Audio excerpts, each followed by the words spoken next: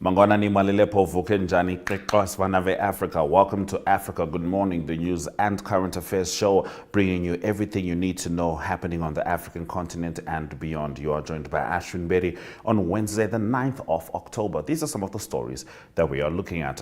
The South African Social Security Agency refutes claims of receiving 17 million SRD grant applications in 1 month. Mozambique election likely to extend ruling Frelimo's half-century rule. And MPs in Kenya have voted in favor of removing the Deputy President Rigathi Gachagua for various offenses, including corruption, following a public fallout with President William Ruto. Do follow all our programs on oneup2.com or DSTV 285 and GoTV 25 in Namibia, as well as Network Media Hub on YouTube. Arrie Hougaard will join us, bringing us the latest news stories from South Africa. This is Africa Good Morning. Top stories shortly. Neo Paints has established a 67-year Namibian legacy, creating personalized paint solutions that blend quality and innovation for the Namibian people.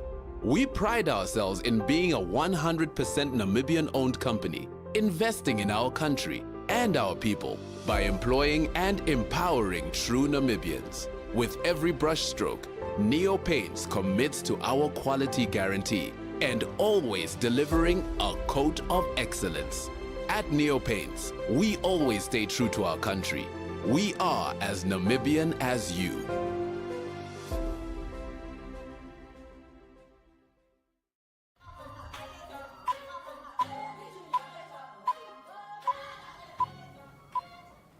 The South African Social Security Agency started to address recent media reports regarding the COVID-19 social relief of distress grant.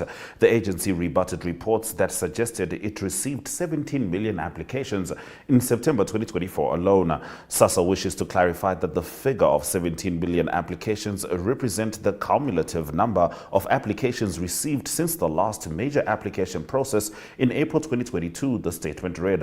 According to Sassa, as of May 2024, the total number of clients for the COVID-19 SRD grant has reached 17 million. It emphasized that this number reflects the overall applicant pool, not a single month's applications. To combat potential fraud and corruption, Sassa also said it had implemented new security measures to protect both the system and its clients. A key feature of this. Now, Mozambicans will vote today in an election that is almost certain to see the ruling party Frelimo maintain its half-century grip on power, despite a stiff challenge from a charismatic newcomer. President Filipe Nyusi is stepping down after 2 terms, and the party's candidate Daniel Chapo is expected to replace him. Frelimo has ruled Mozambique since independence from Portugal in 1975. It first allowed elections in 1994 and has since been consistently accused by opponents and election observers of rigging them, an accusation it denies. In his time, independent candidate Venancio Modlane has captured the support of disenchanted youth and poses the biggest threat to Frelimo in years, political analysts have said. Now, in the latest breaking news, Kenyan MPs have voted in overwhelming favor of removing the country's deputy president over accusations of corruption. Lawmakers also accuse Rigathi Gachagua of practicing ethnically divisive politics and undermining the government. Gachagua denies any wrongdoing in a role that follows his recent fallout with President William Ruto. On Tuesday evening, Speaker Moses Wetangula announced that 281 MPs had adopted an 11-charge impeachment motion, with 44 MPs voting against and 1 abstaining. It means Gachagua has become the first Kenyan deputy president to be impeached by the National Assembly. The country's Senate will decide if he gets ousted. He is accused of acquiring properties through corrupt means. The vice president, who is a wealthy businessman, said most of the houses and land belonged to his late brother's estate.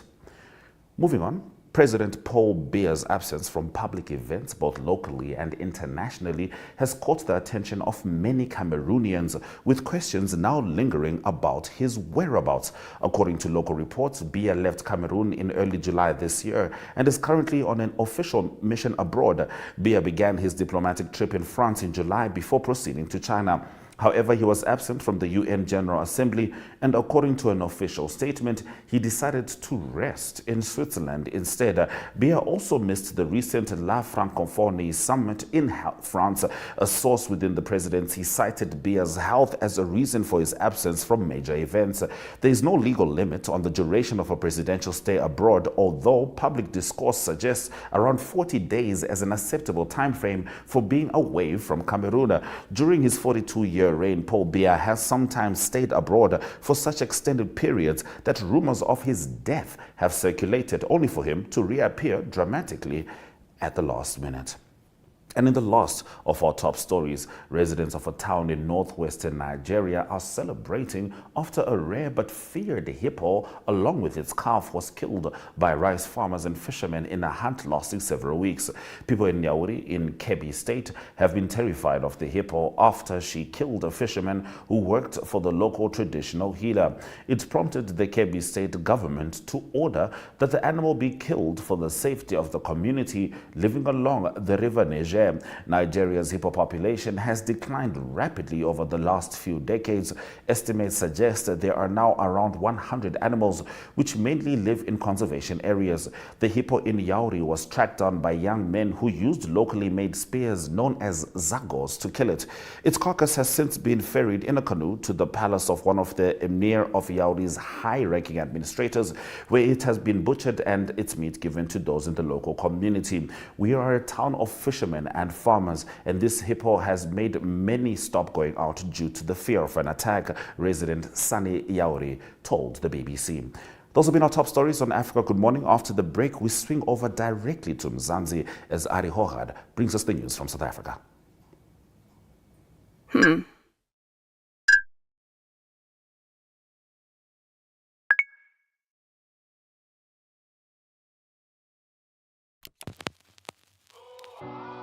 E-Ticket, your online ticket solution for events and event marketing, bringing you ease of mind and making sure that your event gets out there.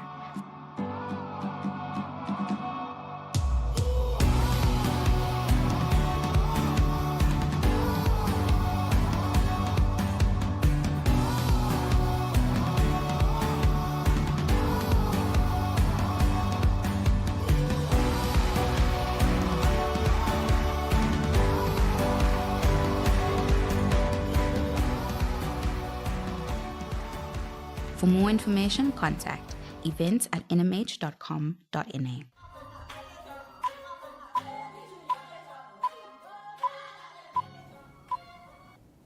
All right, it's time for us to talk to Arrie Hougaard as brings us the news stories from South Africa. Good morning, Arrie. How are you? All right, we're still waiting on Arrie to swing by, but just to talk about some of the stories, give you a highlight rather of what we'll be talking about. It has been 101 days since the inception of the new government of national unity, and there have been some positives and growth, but also challenges and disagreements. Good morning, Arrie. Take it away.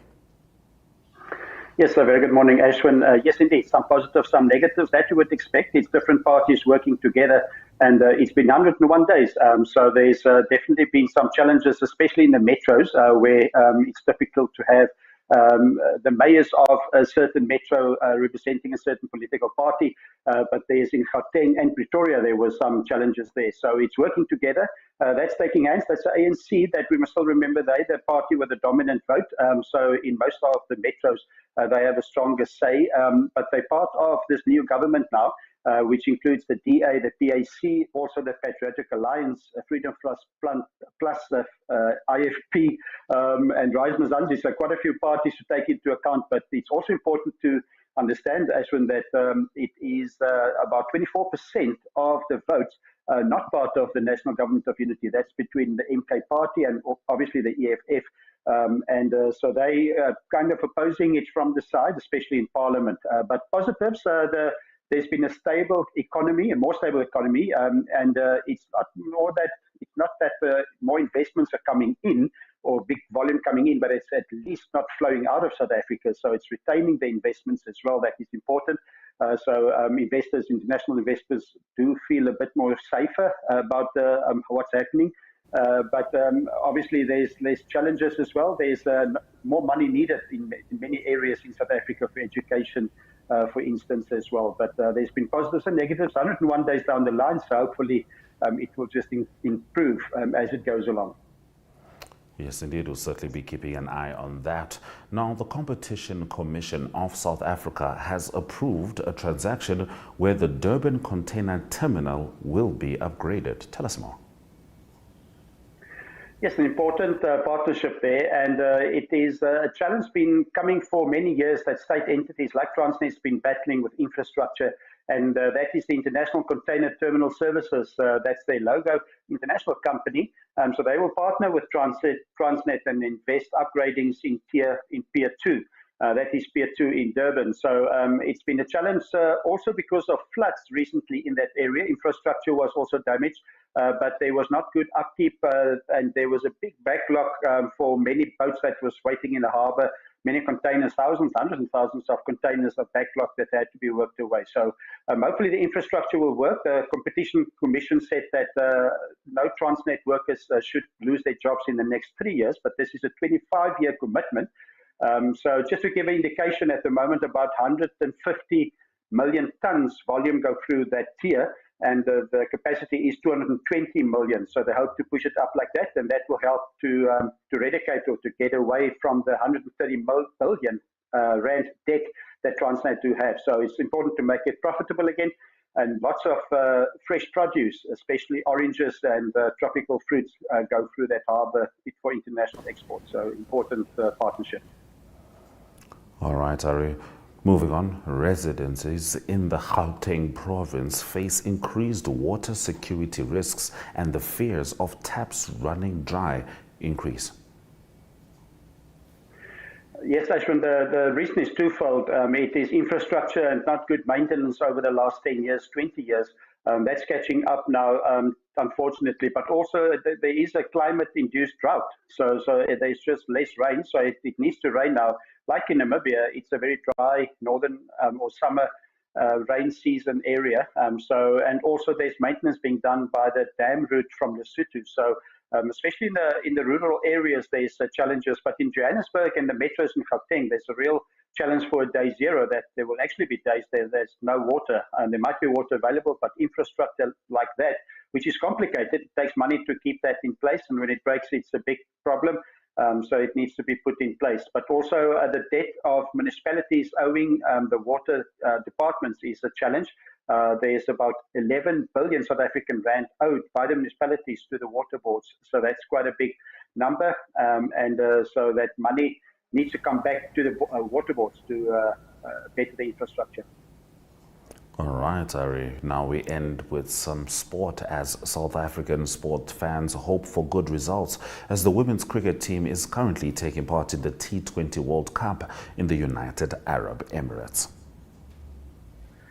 Yes, it makes us exciting. As South Africans love a World Cup. We don't always win it. There's been good success in the rugby, but there's been great success in the women's soccer team. Remember, they won the African Cup of Nations, the women's soccer team. So we love it when they play. And there's expectation because that's the South African team in action there. But there's expectation because 2 years ago in Cape Town, South Africa actually played in the final of the World Cup against Australia. So they've been there before. They've been close. It's been difficult. They lost against England, but they play today at 12 p.m. Namibian time. They play against Scotland and then Saturday against Bangladesh. Need to win both, hopefully to get into the semi-finals and make South Africa proud. And you never know, but Australia and England will be tough to beat. But at least there's a good vibe going for South Africa supporting the T20 women's team all the way. Yes, indeed. Let's see how it all unfolds. Thank you very much, Arrie, for bringing us the news stories from South Africa. Thank you, Ashwin. Nice to talk and a great day for everyone. Bye-bye. All right, cheers. Speaking of a great day, fingers crossed as we look at the weather predictions.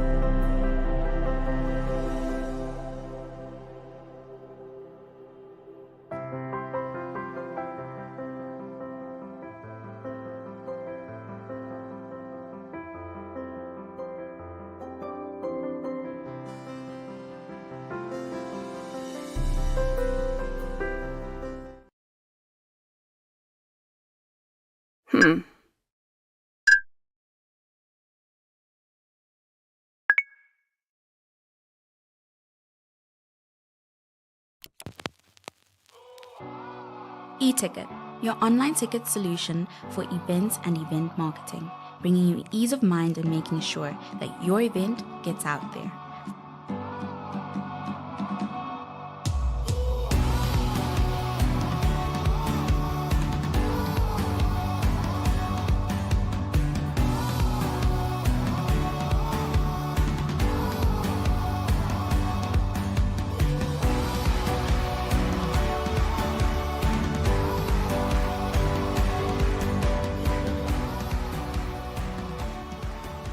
For more information, contact events@nmh.com.na.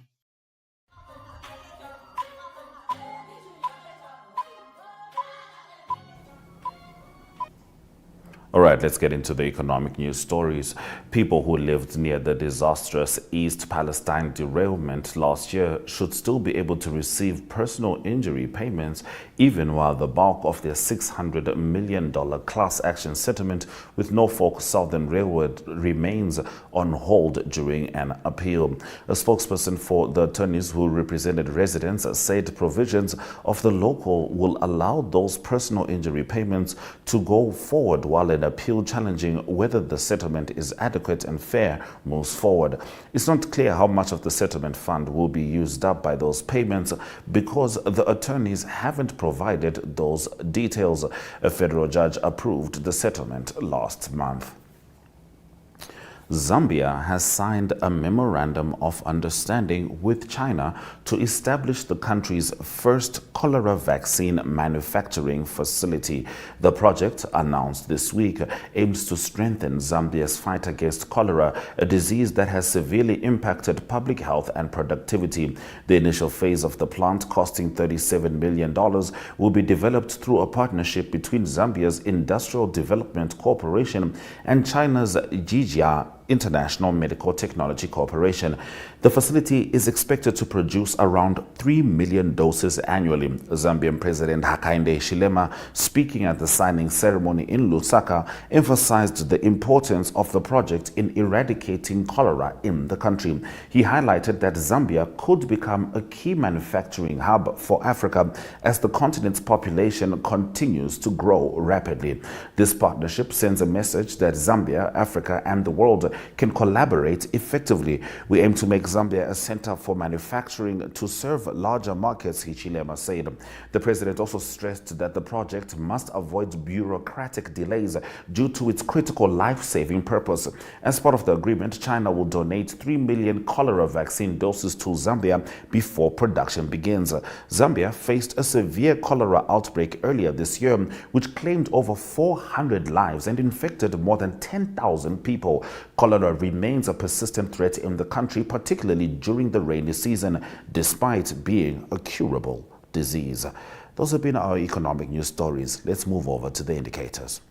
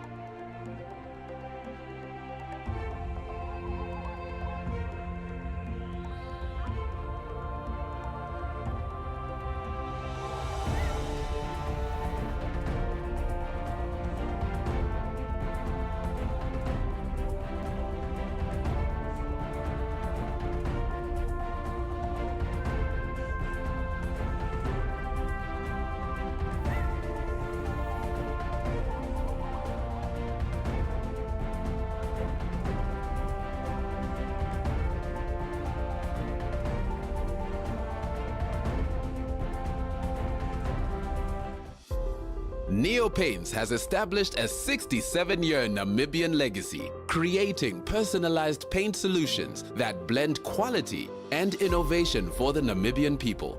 We pride ourselves in being a 100% Namibian-owned company, investing in our country and our people by employing and empowering true Namibians. With every brushstroke, Neo Paints commits to our quality guarantee and always delivering a coat of excellence. At Neo Paints, we always stay true to our country. We are as Namibian as you.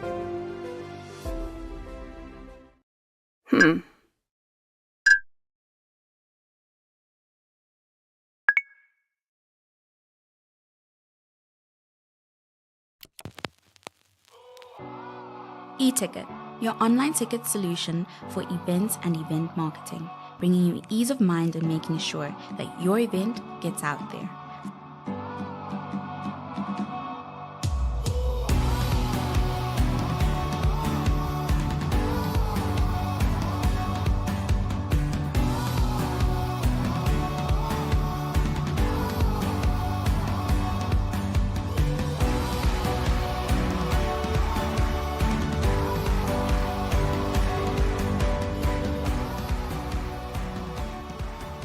For more information, contact events@nmh.com.na.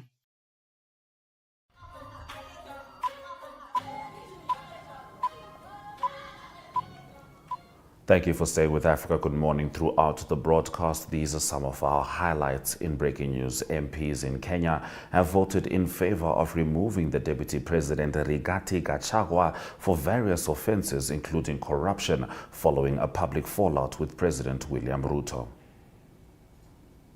Sassa refutes claims of receiving 17 million SRD grant applications in 1 month, and this is in South Africa. In Mozambique, the election is likely to extend ruling Frelimo's half-century rule. The election has started today, Wednesday, the 9th of October. And some East Palestine derailment settlement payments should go out even during the appeal of the deal. That story coming from Business Insider Africa, Nigeria. DSTV 2 at 5, GoTV 25, oneup2.com, and Network Media Hub on YouTube is precisely where you can find us every single weekday. From me, Ashwin Berry, and the Africa Good Morning team, Swera Jaganaka.